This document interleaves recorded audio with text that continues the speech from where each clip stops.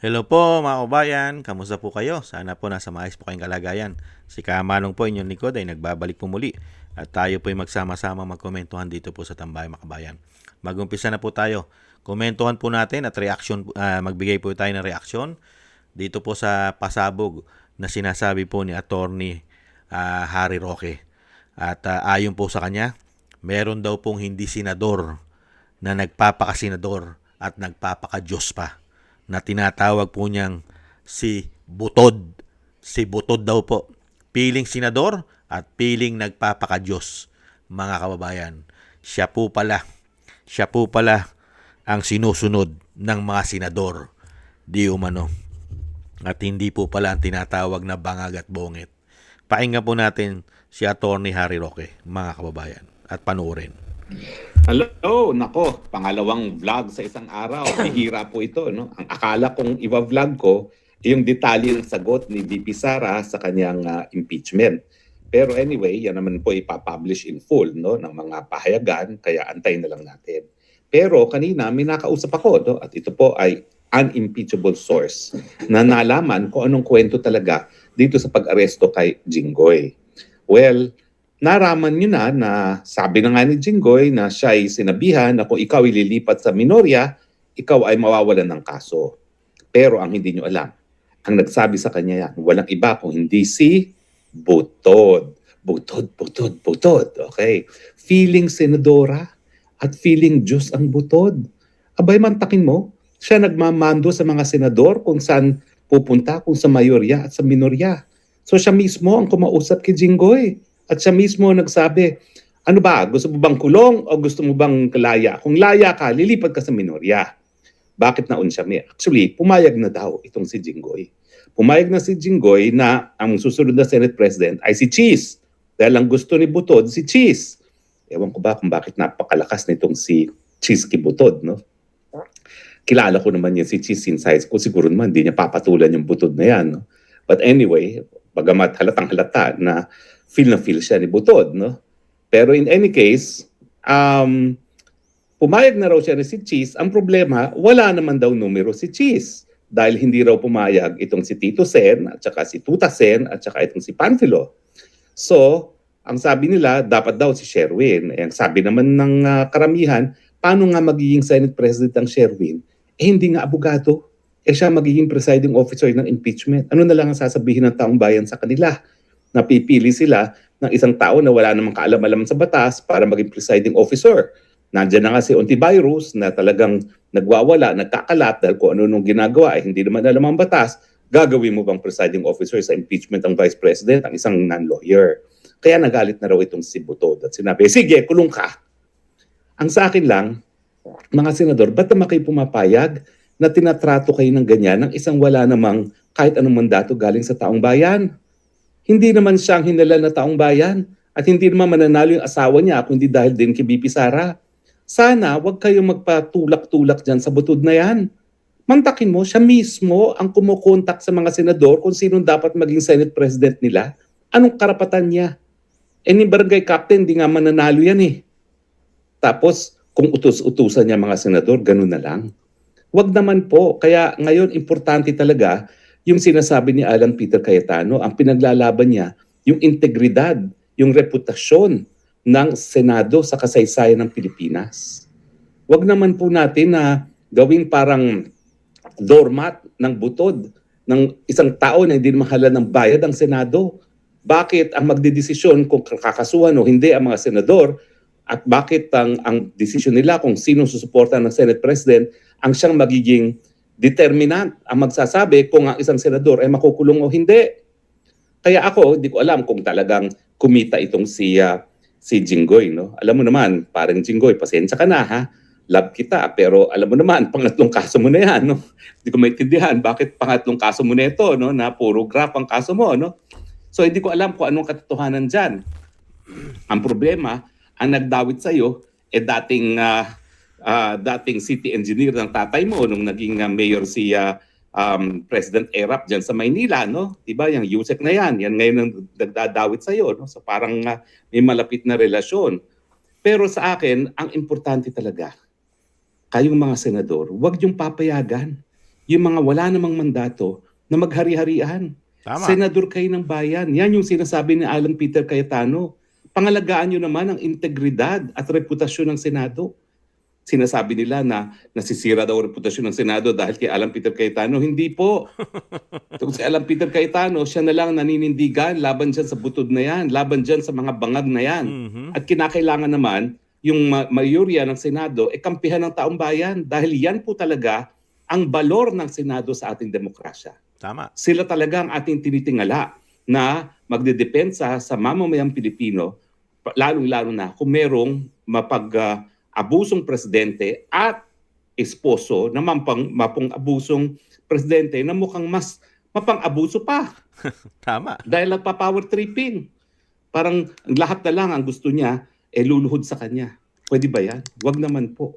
Yan talaga ang dapat gawin ng mga senador. Protektahan yung kanilang institusyon dahil kung hindi, kung sila ay talagang sunod-sunuran lamang sa butod, wala nang silbi ang ating Senado sa ating. Yan po mga kababayan, totoo po yan si Atty. Harry Roque.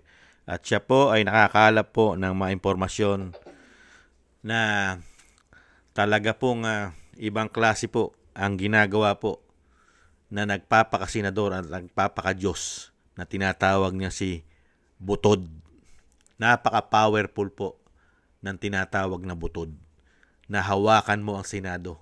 Isang independent body, hawakan mo at ikaw ang nagdidikta kung sino gusto mo maging Senate President.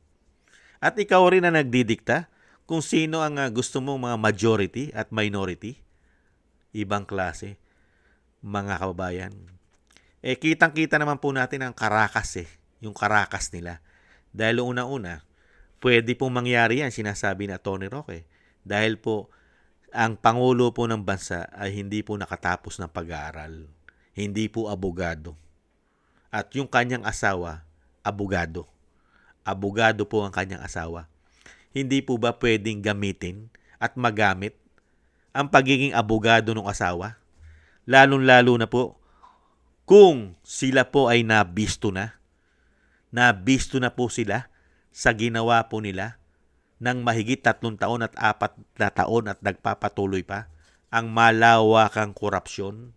Kaya nga po ginamitan ng demolition job Ang makapagpapabagsak sa kanila ay pababagsakin na nila agad para hindi po sila bumagsak. Hindi po ba gano'n na nangyayari ngayon? Sindikato sa buwatan. Dahil sa dami ba naman ng pinahayag at inexpose ni Saldico. Kasama po yung butod. Kasama po yung butod. At ang Vice President, inexpose din po na yung tinatawag na butod ay kumukolekta din daw po yan nung panahon na DepEd Secretary pa ang Vice President. Sa DepEd, ayon mismo sa Vice President. Di ba pinagmumura pa nga niya yan? Pinagmumura pa silang lahat. Mga mukha silang pera. Hindi po ba? Kaya nga po dito, Atty. Roque, alam din po niyo yon na kailangan protektahan ni Butod ang kanyang pamilya. Dahil kung hindi niya mapoprotektahan ang kanyang pamilya, yari silang lahat. Kasi pati ang anak niyang congressman ay may issue rin po ng korupsyon. Hindi po ba nasa Cabral Files? At pinangalanan din po ni Saldico na limpak-limpak na bilyong-bilyon na i-deliver pa sa kanila gamit ang ating mga bayaning mga ex-marine. Hindi po ba? Kaya dito po mga kababayan, nakita nyo po, yung sinasabi nga po ni Atty. Roque, itong si Jinggoy, hahangaan mo rin Hindi naman natin sinasabing si Jinggoy ay hindi malinis o sinasabing malinis. Hindi pa natin masasabing si Jinggoy ay marungis dahil iimbestigahan pa yan Pero, lumaban si Jinggoy doon sa paninindigan niya na hindi maghari ang kasamaan sa Senado at panatiliin ang integridad. Hindi po ba ang independent na pagiging Senado, hindi ito hawak-hawak ng tinatawag na mga sakim sa kapangyarihan at nagahari-harian katulad ng tinatawag na butod na nagpapakadiyos sa ating bansa. Hindi po sana ganyan ang Senado. Buti na lang Kahit alam ni Jinggoy na siya'y makukulong at ipakukulong, hindi siya sumunod kay Butod. At ngayon, malalaman po natin mga kababayan kung magpapatinag itong sinasabi ni Harry Roque na si Chis Escudero. Kung siya'y magpapatinag at matatakot kay Butod. At hindi lang naman si Chis, mayroon pa pong mga senador na nililigawan sila dyan. Lalo-lalo na yung sinasabi ni Tony Roque. Ano? Kulong o absuelto? Pag ikaw ay naghudas at sumama ka sa minority, hindi ka kulong. Pero pagka ikaw ay nanatili sa majority, kulong ka. Sino po ba yung mga senador na yon na kinakasuhan nila? Hindi po ba si Villanueva? Hindi po ba? Nahandyan pa si Escudero. May bilyar pa. Alin na natin si Senator Marcoleta, hindi po ba baliktad yan? Hindi po ba? At syempre po mga kababayan, yan po ang aabangan natin dito po sa nangyayari po sa ating bansa. Dahil alam na po natin na hindi na po titino. Never na po tumino ang ating bansa habang sila po ang nanunungkulan. Never. Unang-una, hindi po kasi maganda ang layunin nila sa ating bansa. Puro lang po kasakiman, pera at kapangyarihan lang po ang hangad nila sa ating bayan.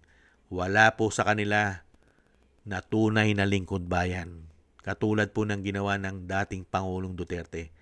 May malasakit na, may pagmamahal pa sa mga Pilipino at sa bayan. May malasakit at may tapang. Pero ngayon, puro silaw. Ang nanunungkulan sa atin ngayon, majority, silaw sa pera at kapangyarihan. Hindi po ba? At syempre, umaasa po tayo mga kababayan na magwawakas din po ang kasamaan at kademonyohan nito. At kahit ikaw ay butod pa, magwawakas ka rin. Meron din hangganan at may karma rin na darating sa iyo. Lalo-lalo kung na ako ang ginawa nyo. Mahigit 100 milyong Pilipino ang pinarurusahan nyo. May darating din sa inyong pagbagsak. Hindi po ba? Kahit butod ka pa, kahit ubusin mo pa ang pera sa Pilipinas, may darating pa rin parusa sa inyo. Hindi po ba mga kababayan? Maraming salamat po. Attorney Roque, ingat-ingat po kayo dahil kayo po ay isa rin po sa tinutugis ng administrasyon ngayon. Hindi ba? Isa na rin kayong wanted sa Pilipinas. Ingat-ingat po kayo. At maraming salamat din po sa nakagusto po ng ating Tambayang Makabayan sa YouTube at TikTok.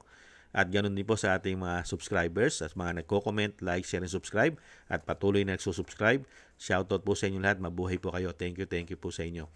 At ganun din po mga kababayan sa mga nagbibigay po ng tulong at biyaya. Shoutout po sa inyo lahat. Thank you po kay Eric Hershio from Canada. Kay Baby Roman at Ate Isa from Cagayan Valley. Jem Aris from United Arab Emirates. Ani Jo. Norma Garcia. Mary Natividad Blinden from Netherlands. Gayat Siena. Tatay Nick from Toronto, Canada. Kay Jesus Valdepena at Rolando Guerrero, Mila Yi, Felipe Shapno from Texas, USA, Rolando Timbol from Alberta, Canada, Ma'am LB Sermani from North Miami, Florida, USA, Melchorita Espinosa from Orlando, Florida, USA, Arthur Estraniero from USA, Randy Crispino from Pasig, Mika Legaspi at Tessie Mantilla from Kuwait, Frank Zamora from California, USA, Romulo Divinagracia from Bacolod City. Shoutout po sa inyo lahat at ingat-ingat po kayo sa inyo pong mga paggawa. At syempre po mga kababayan, God bless po sa inyo lahat. At ingat-ingat po kayo. At tayo po ay magtis-tis. Tis-tis lang po tayo mga kababayan. At may katapusan din po ang mga hayop na yan. At yan po ay mapaparusahan din po yan sa tamang panahon. May tamang panahon po sa mga hayop na yan. Muli po, bye-bye.